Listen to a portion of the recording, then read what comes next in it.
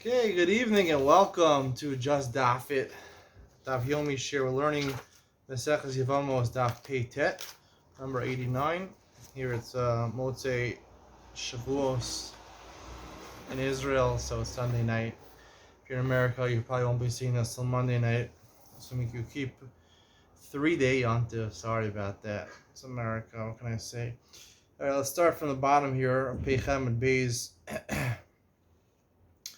It says from the two dots, Shricha get mizel mizel. The Mishnah says that if one aide came and said to the woman, "You could remarry. Your husband died," and she gets remarried, which technically she's allowed to do, and then her husband comes back, and we know it's her husband. She has to get divorced from both her husband, her original husband, and this second guy that she's not really married to. So the Gemara asks her immediately, "Bishlam Marishon to buy get from her first husband." She's like, "Yeah, she was married to him." Why she need get? She made adultery with her second husband. She's not married to him. You can only married to one man. Doesn't even get from him. I'm Rahuna Gzero Shema Yomru Giri Zeven Nasa Zeven Nim says Ish Tish Yotze Below Get. It's a Gzero Derabanan because people say no. Really, he divorced. The first husband divorced her. The second husband legitimately married her, and then if you don't necessitate a get from the second husband, obviously you see that you don't need a gerushin from a marriage. People are going to say you can get out of a marriage without giving a get. So we have another Mishnah coming up, Sadi Beis 92, where it speaks about a similar case. The aide came and said your husband died, and she didn't get married; she got engaged. She can go back to the first husband if he didn't get married to the second one. There also she says they had a gerushin from the one she was Makadish. After you're Makadish a woman, right? So people are going to say, oh, you can do Kiddushin, you can get engaged and not need a get to get out of that Kiddushin. But that's not true. You need to get out of the Kiddushin. Why would we worry about people will say over there? So when I said Olam buy a get, really in that case, she needs a get also. Say if it wasn't clear from that Mishnah, but that's really the halacha. She needs to get also. If that's true, so people are gonna have other thoughts now. They're gonna say, "Oh, now, right? He was Megarish. The first husband Megarish his wife. Now, she went and Mekadesh someone else, and now she gives a get, legitimizes the second marriage in people's eyes." And now she goes back to the first husband. The Mishnah says she go back to her first husband as Machzer Gushas and Zarsa. That's Machzer Gushas was this from the Torah. People think she's doing this from the Torah to go back to her original husband. The answer is Kriyosef and Kefar. That Mishnah is going according to the opinion of Yosef and Kefar. Damar bin Asun Asur and Eris and Mutaras. He holds this is a Machzer Gushas only if she's married to somebody else, engaged to somebody else. You can go back to the first husband. Where it says we still have a problem. Tani Seifa. The Seifa the Mishnah says Al Pishan top of Peitam and Aleph Nasan Achron get. The second one gave her a get. The one was Makadish her. Lo pasim and a kahuna. It doesn't pass over the kahuna. The chad lo buy a get. It must be there's no necessity to give a get. You buy a get, even if the get is only mandated midrabanan. And my lo pasim and a kahuna. We learn in Mesechus get. And even if you're only required to get midrabanan, that still passes the woman from the kahuna. She's called a grusha. El seifa. The reason we're not machmir the seifa amri kedushay toos havel. They were not machmir because people will say it's kiddushin. They made a mistake, right? He's Makadosh al Tanai. He was a rich guy, and she found out he was a poor guy. So when it says Reisha Nami, I mean, Suez tell us, why are we making a problem with our Mishnah to give a get from the second? People will say they got married on false terms. Also, I got married he's a tall guy. He ended up being a short guy. When it says Kansua Rabbanon. Whereas even though you're right, people probably will say that it's a mistake and they really aren't married. It's a small chance people will have the wrong idea over here. So therefore they made a knas, a penalty, to give a get from the second one. So more sevanami the seifa by kiddushin, we should also give a knas. Reisha the surah kansua seifa lo the surah lo kansua rabbanon by mekadesh the second husband. She's doing this, right? She wasn't together with the second husband. She didn't commit adultery. The first case, when she got married, the second guy, she committed adultery. So therefore, they made a knas. Second case, she didn't commit an avera, they didn't make a knas. Ein la ksuva. She doesn't get a ksuva from either husband. Our Mishnah, my time, I think the Rabbanan ksuva. What's the whole reason the Rabbanan established a ksuva for a woman? Kadesh le kalabein of laotzia. Right. This is one of the reasons given for the ksuva in Mesechus ksuvos. You have to owe her money in order that You don't want if she's not worth any money, then you can just megarish her. You get angry, you'll divorce her. But if you have to pay a ksuba, it's a lot of money, so you're not going to want to divorce her. So therefore, they establish a ksuba for a woman. So therefore, the man shouldn't just divorce her so easily. Here, she's supposed to get divorced from both of them. So therefore, we don't give her a ksuba. We want her to get divorced. Tanai ksuba, dummy. All these things are stipulations in the ksuba. They're part of the ksuba. You don't get a ksuba, you don't get the stipulations also. Peiros, husband has to redeem her, mazonos, food, blows as part of Nichson Barzel, she gets the worn out clothes that he used. If she took illegally these things from the husband, she has to give them back. Pshita, obviously. It's not hers. Maybe it's really a suffix that she get or not. Or maybe the abundance she didn't get, but if she takes them with the rice, so we can't take it out from her. Kamash Plan, no, she's not entitled to things at all. Avad Mamzer. For both of them. We're going to get into, obviously, the Vlad is a mamzer for the second child from the second husband because it's adultery. A Vlad for the mamzer from the first one, it's not so pasha. We'll talk about it in a second. First, the Gemara has some introductory remarks. Tan Hassam, we're in the Mishnah in Trumos. Ein Tarmim and a Tamei al Tar, and Tar B'Shogi Shumas and Truma of Mezel also a Loklum. You're not supposed to take of Truma, Tmeya, right? Truma, let's say you have a pile of Tamei fruit, right? It became Tameh with too much shards or any tuma. So now technically the Kohen is not allowed to eat Truma Tameh. He's allowed to use it to burn under his stove, fleel of his stove, but he can't use it to eat it. And the main reason giving a Truma is to eat it. You're losing him money because it's not worth as much if you can only use it for fuel. In Tarmina Tameh Latar, you're not supposed to do it because you're causing him a hefsed mama. In Tarab B'Shogeg, if you did it by mistake, Shumasa Shumi, the rice that's valid. Mazel loss of a local. If you do it on purpose, you try to lose the Kohen, it's invalid. My loss of a local. So what does that mean? Amar Rav Chisda, loss of a local kolikr. I feel he grieva hadulativle. You didn't do anything at all, meaning it's not truma at all. And whatever you designate as truma, the truma tmeya, goes back to being tevel, which is untithed produce, and you have to take out truma again. Rav Nassim Rabbi Shai Amar lo asav lokum l'sachineshirayim. Well, truma heavy. He says technically it is truma. According to the Torah, we'll see it's truma midoraisa. But you still have to go take off truma to fix midorabanan to fix the rest of your kri, because you're still considered tevel the rest of your pile. You have to take off truma from it.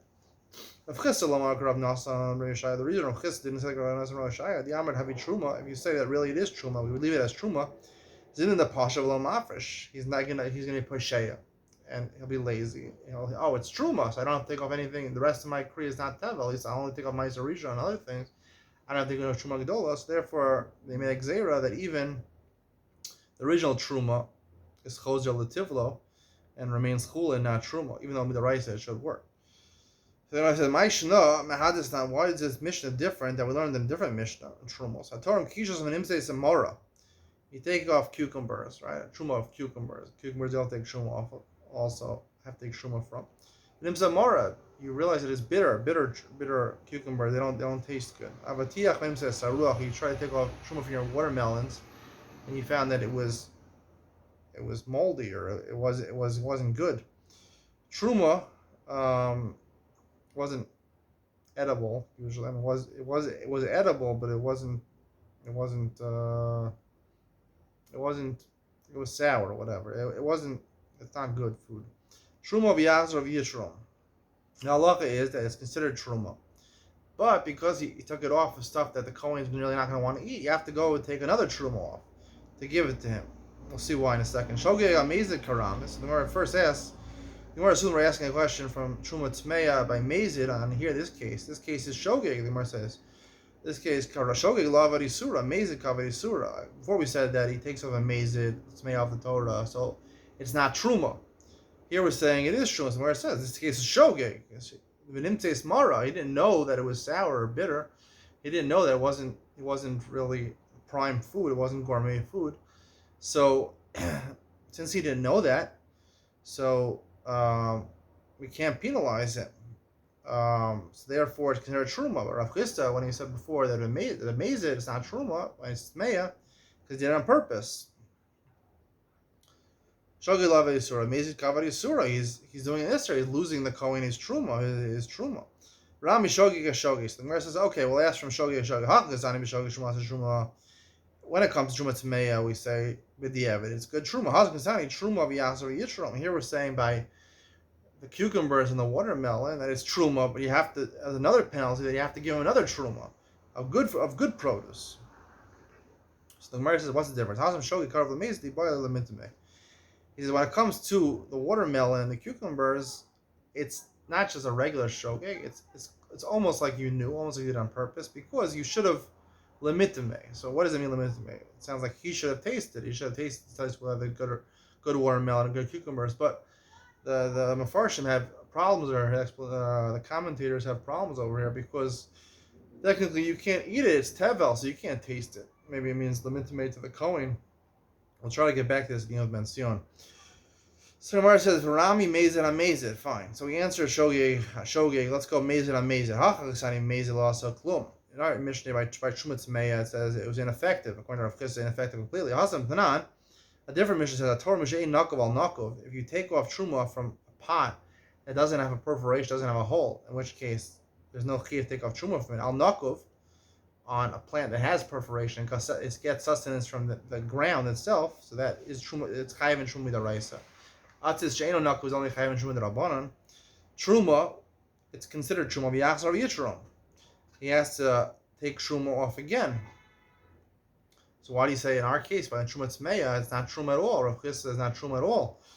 That's what Rav Shaya says. Well, not that Rav Shaya really agrees, but according to Rav Chizda, he says it's not Truma at all. When I said betray money size, mecham manolod size, when it comes to two different pots, he knows the difference. He knows one has a perforation, has a hole, one doesn't have a hole. He'll listen to us. I'll take off Truma again by one pot. By Truma Tmeya, it's all in one pile, or it's in two piles, but it's all in one kli. It's all in one utensil where you're gathering your Truma. He's not going to know the difference, and he'll assume if it's considered Truma, like Rav Chizda said, if it's considered Truma, he's not going to take off Truma again. Well,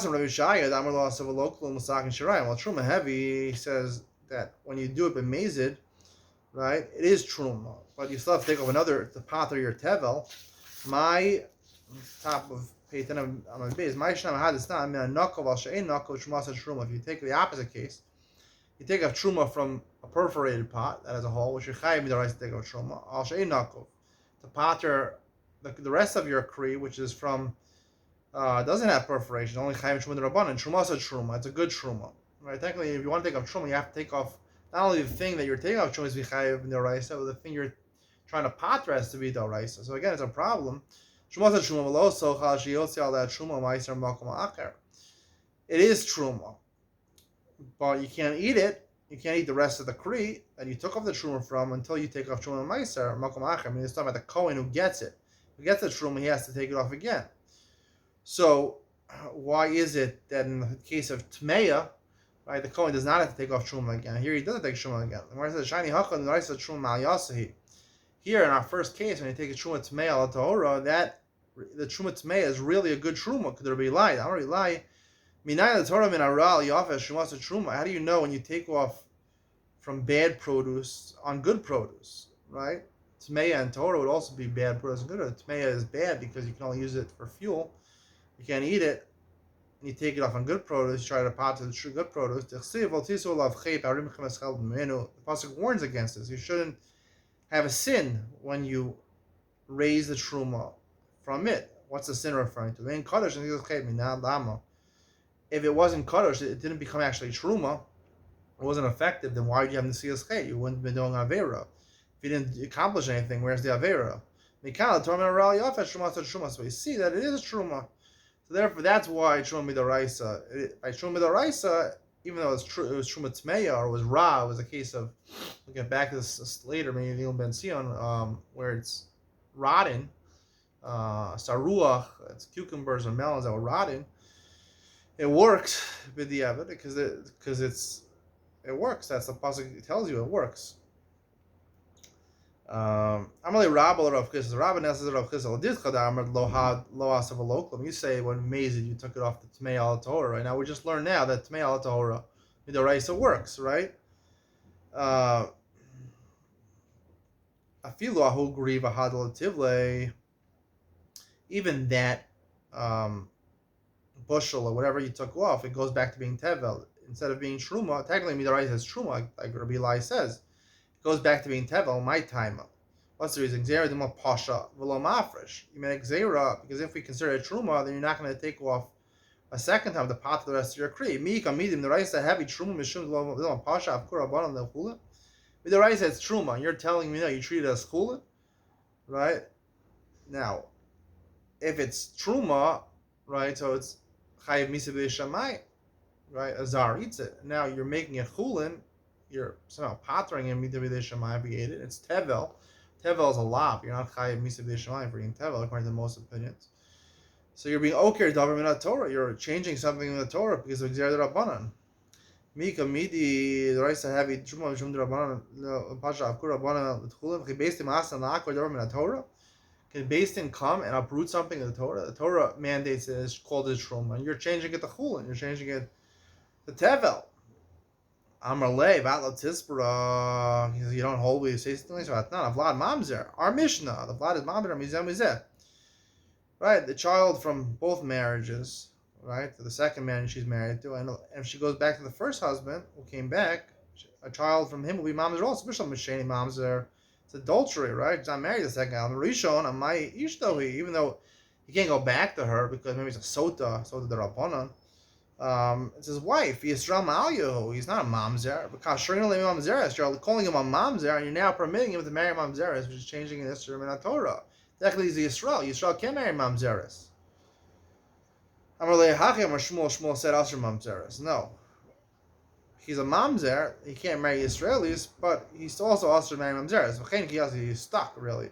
Hey, he also Rabban Aram Yochanan Asher mamzeres. He's Asher mamzeres. Am I currently my mamzer? Also Bas Israel can't marry Bas Israel. He also can't marry mamzeres. He can't marry anybody. A Micah says Shalchle Rav Chisda L'Rabba Biad Rav Acha Bar Ravuna Ein Beis Mas L'Akar Davar Min Torah. Is it true that Chazal can't be okir, uproot something from the Torah?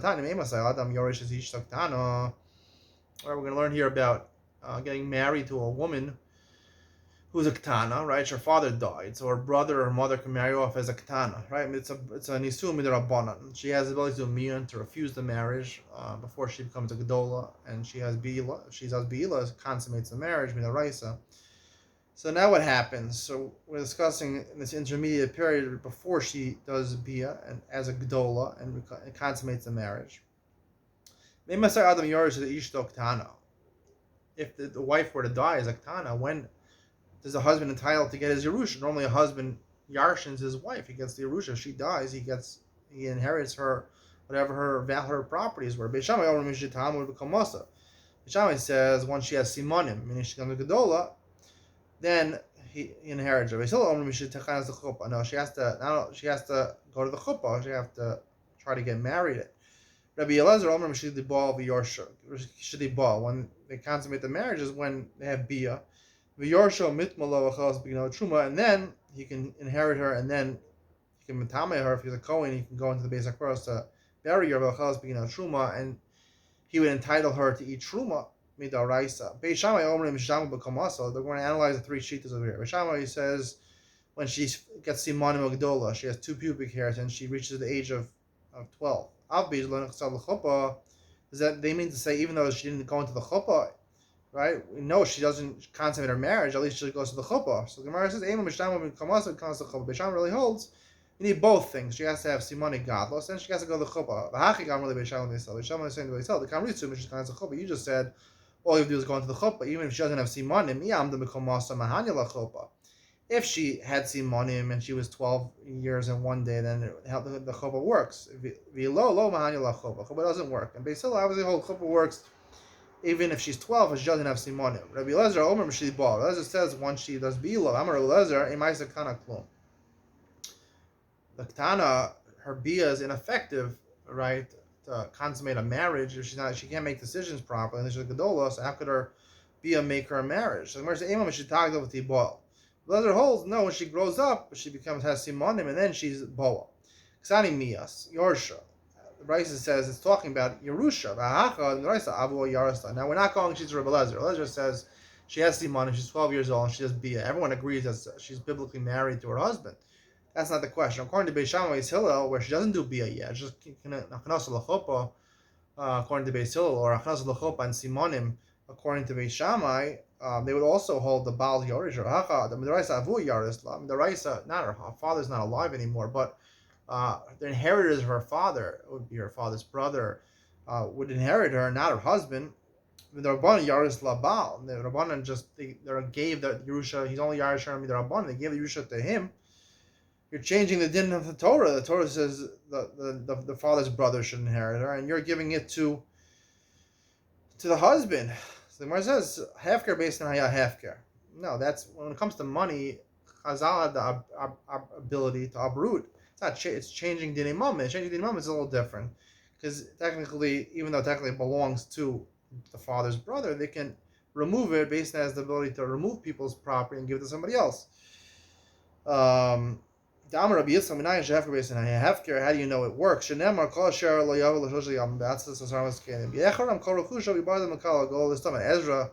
people came up from Bavel, and they took wives that weren't appropriate for them. He said they made a takana. Anyone who doesn't come to Yerushalayim, to the city, they lose all their property, and they're excluded from the congregation. There's a different source. Lamatas Bnei Yisrael is talking about before they about to go into Eretz Yisrael, after they defeated Midian, they inherited certain property. It compares father's lineage to Roshim, to the leaders of the people. It's like fathers give inheritance to their children. Just like the fathers have the ability to give Yerusha whatever they want. If they want to leave their entire inheritance for their children, they can. If they want to give it away, they can give it away to somebody else. So too, the Roshim, the leaders, have the ability to give property to anyone they want. So the Maris continue. Mitmala, part of this brisa was that the husband has the ability to mitamet her. Not her husband or her father's relatives can mitamet her. The Rabbanan mitmala Baal. He's only married the Rabbanan. So how could he mitamet to her? Midaraisa, she can't be mitamet to her. And now we're saying that he can mitamet a Kohen. He can't go into base like far as Midaraisa. No. Even though a Kohen can't be mitamet, he can only mitamet Zayin Krom. He also can mitamet from a Meis Mitzvah, and she has no one to bury her. Is there a Meis Mitzvah? She really Mitzvah. Atani is a Meis Mitzvah. What's called her Meis Mitzvah? Kol she'in la kovrim. Kol rav achrim onin also ends a Meis Mitzvah. She has no people to bury her. But if you call out, is there anyone to bury her? And people come, you have bury her. And similarly over here, she's part of the community. All the people will bury her. So it says Hakanami de lo yarsila came with lo yarsila karila v'lo anulo. Since they eradicated the inheritance that the husband inherits her and the father's relatives don't inherit her, so her original family, because they're so angry they're not getting the money, so they're not going to want to bury her also. So therefore, she's considered to be a Meis Mitzvah, and he can matame for her. So the Gemara continues on the top of Sadi Amar Aleph, V'chel begin of Truma. But one of the things you can eat Truma. You can only eat Truma. Only a Kohen can let his wife eat Truma if she's married biblically. She's not married biblically. How can they allow her to eat Truma? The Gemara says Truma de Rabbanan. She's married to Rabbanan. Allowed Truma de Rabbanan. Truma bezman azer. Truma of things that are not chayiv midaraisa. Take up Truma. We'll continue this discussion in the next year on Yevamos Daf Sadi. Stay tuned for more shiurim coming up right now.